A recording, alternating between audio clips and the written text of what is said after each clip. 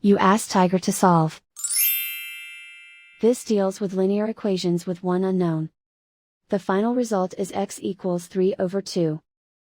Let's solve it step by step. Simplify the expression. Simplify the arithmetic. Group all constants on the right side of the equation. Add 6 to both sides. Simplify the arithmetic.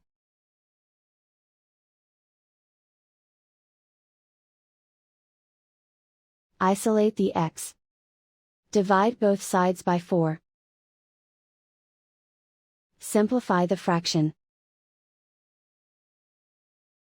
Find the greatest common factor of the numerator and denominator. Factor out and cancel the greatest common factor. And so the final result is x equals 3/2.